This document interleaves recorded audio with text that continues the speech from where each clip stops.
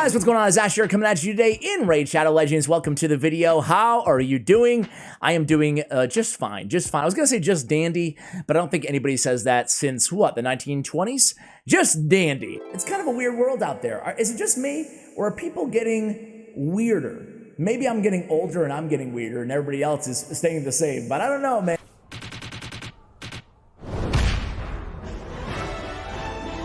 Today we're going to keep it short and sweet for you all. I'm going to go over 10 champions who I rebuilt. I took off all their artifacts and I put on a new set of artifacts. Maybe I even changed the stat priorities that I was looking at. The intent behind this video is, even if you don't have all these champions, it gets you thinking a little bit outside the meta box, right? And maybe some of these builds will be meta, but you know, basically thinking about different ways you can use a champion to better service their kit, to better service the skills that they're providing to you and your team. So let's go ahead and jump into it here with, and by the way guys, all the champions that I rebuilt for Bommel, which were Siphi, Whirlum Frost King, a bunch of others, Vizier, a bunch of others, I'm gonna go ahead and keep them off the list because I just released a video 2 weeks ago re-gearing all those champions into high resistance gear with a lot of speed. If you want to see that video where Scratch came on and helped me out with those teams, I'll link it for you guys in the show notes below. Here, starting out is going to be, we'll just start from the top here, right? And let's go with Krisk. So Krisk the Ageless. This is a small one, but it's an important one. I used to have him in a shield set for the arena. Shield isn't really meta anymore for the arena. It's still usable, especially on go second teams,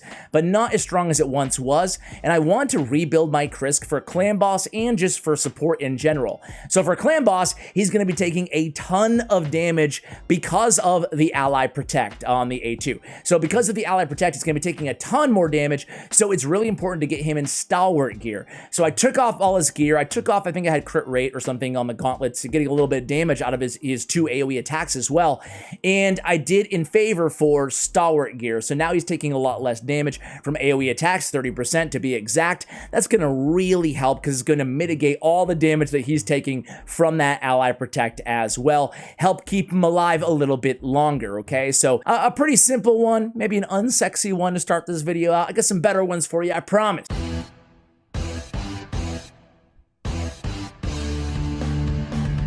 I'm sexy and I know it. Next one is gonna be my girl. I'm contractually obligated to mention my girl, Silvia the Drag. I hate you, I hate you. I built her, I actually did a video on this one. A couple of these I did a video on, not all of them though. A regen with high speed, right? So no longer, I used to have, do I still have Fierce? What do I have for a mastery? Yeah, so I even have War Master. So I changed up her masteries as well. I used to have Fearsome Presence on her to get the extra 5% from the stun, and I had a stun set on her as well. I switched it up for War Master to get her damage off of War Master. I no longer care about the stun set to like guarantee a stun off of her A2. I mean, she already has the stun built in, kind of, right? So if I need her for Doom Tower waves, but essentially I re-geared her. Actually, this is the old build right here on my other Silk, because I love her that much. The stun set build with 100% crit rate, right? We switched off of that life, and now I'm utilizing the regen sil a lot more, right? So regeneration, even better to run her with regen in Immortal. Just didn't have any good Immortal gear with speed on it available. But essentially, with these stats, right, she's able to tandem Doom Tower bosses with Dragstar Blood Twin, because she's healing herself so much, and because of that high speed, prioritizing basically speed here, right? And because of that high speed on the regen set, she's able to heal herself and go so often that she's able to keep Dragstar healed, and when inevitably he does die, she's healing herself so much that she can just revive him, has the ally protect, and I built her with a bunch of HP as well. Probably could go even higher on the HP. What do I have? HP on the gauntlets, attack percentage. See, I need to get rid of the attack percentage on the chest and put HP percentage on the chest as well. Then this build will be complete. So Silvia Drake's rebuild, really, really happy with it.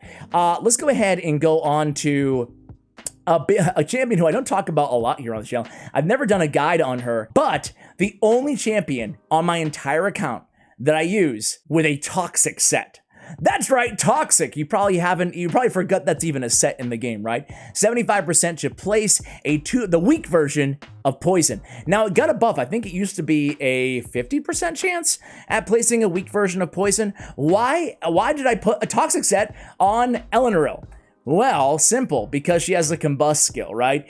It deals damage from all poison debuffs on all enemies instantly. Now, she is already placing a poison. No. I don't want to do any of that. She is already placing a poison on her own with her A2. She has an HP burn on her A1 too. But I figure, you know what? We're running through, even though it's not that attractive to have the weak version of poison, we're running through those poisons so often, essentially cycling the poisons off of the opponents, that why not add even more poisons that will also be susceptible to the Combust ability that she has in her kit. So champions like this that deal all damage from poisons instantly on enemies, why not consider a Toxic set? I'm not saying it's the best set for her. I'm just saying if you have it lying around, it can help her put out even more damage that synergizes well with that ability. So yeah, fun use of Toxic, which is a sentence I never thought I'd say here on the channel. Speaking of Dragstar, so Dragstar Blood Twin, right? It's nothing rocket science here. I used to have him in just like regular, I guess perception gear or something like that, right? But I switched him into lifesteal because again, I'm relying on him to do the brunt of the damage and to stay alive and to keep himself alive, sometimes to even solo Doom Tower bosses, or at least be the last man standing. In order for him to do that, he needs to be healing himself. Now, the good thing is he already has a heal built into his A1. Heals the champ by 20% of the damage inflicted if the target is under HP burn. That's great. But I have lifesteal gear on top of that. Now, the thing is Dragstar is barely going to be healing himself at all off of the lifesteal gear, off of his normal abilities, right? He's dealing, heals by 30% of the damage dealt. He's not dealing that much damage off of his A1, right? Not much off his A2 either. So, and it doesn't synergize with the HP burn. So, we want Giant Slayer. So, essentially, it's really important if you have him in lifesteal gear, Dragstar, go ahead and put Giant Slayer Mastery on him.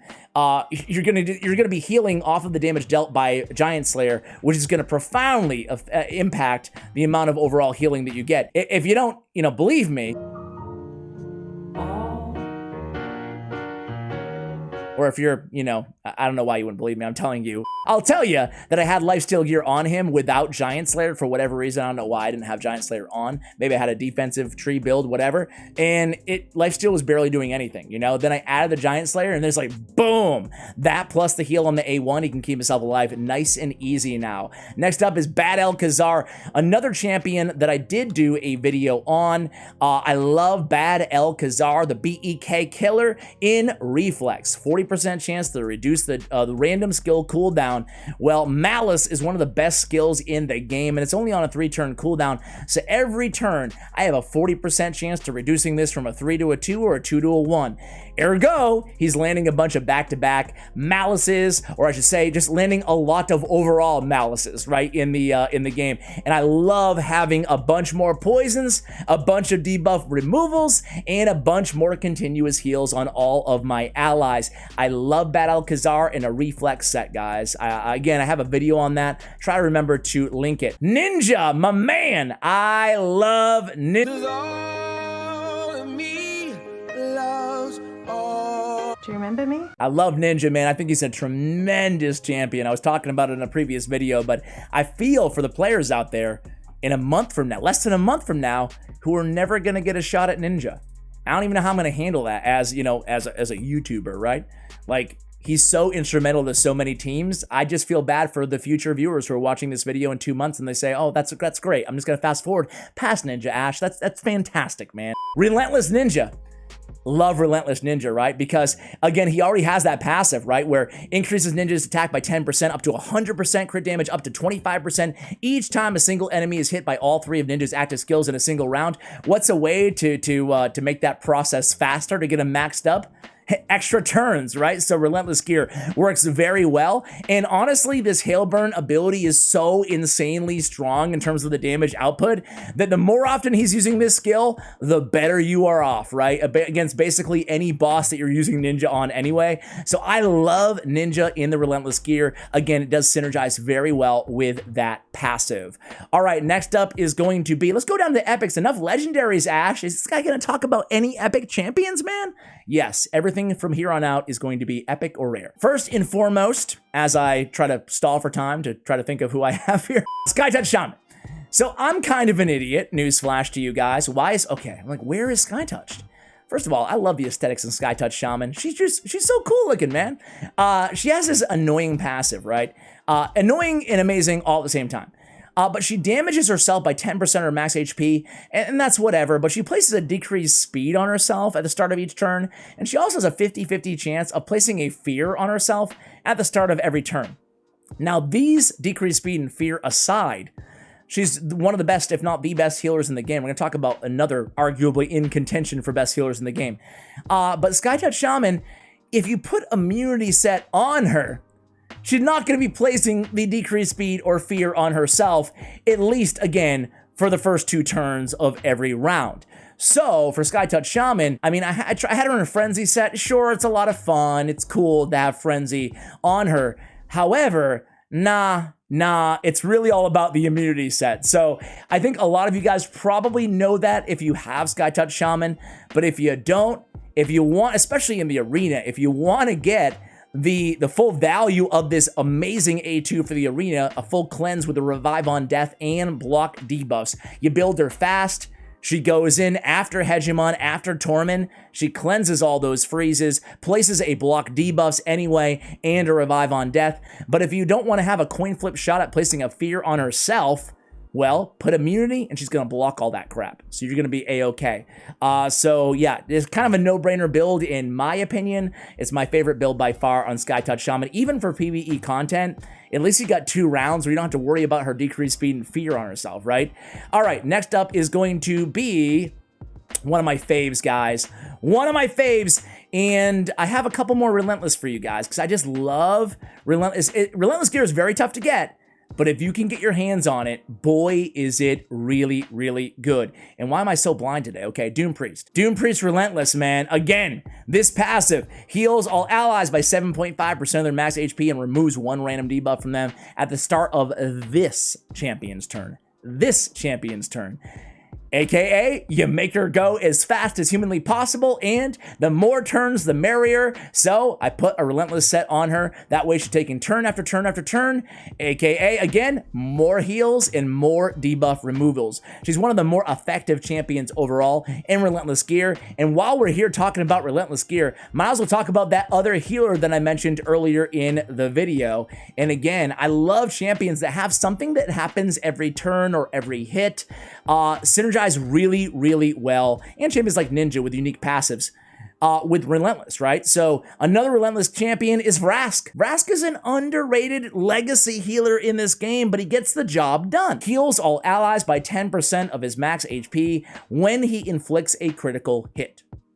Well, then, every single time he inflicts a critical hit, I'm getting extra heals. Well, let's get more hits in there. Let's build him probably faster than he is right now. I'm aiming for like 100 speed on him so we could stand to gain a little bit there. But overall here, you know, a little bit faster and more turns.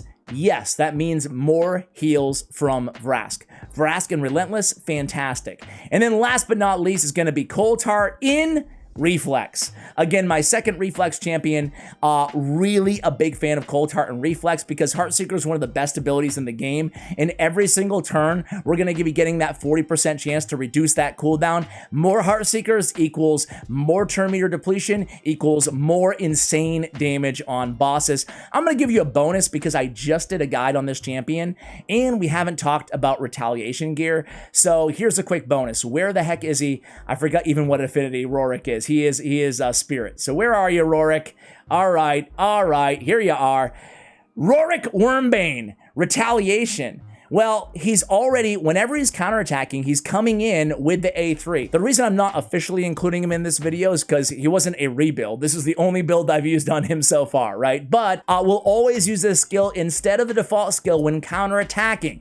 So that synergizes very nicely with Retaliation. Every time he's hit, 35% chance to counterattack, not with his A1, but with his A3. So guys, hopefully you enjoyed this video, something a little bit different. If you want me to do another one, let me know. I have a few others that I did not include on the list because I probably redid about 25, 30, 50 champions by now in the last couple years. Guys, thank you so much for watching, and as always, take care, guys.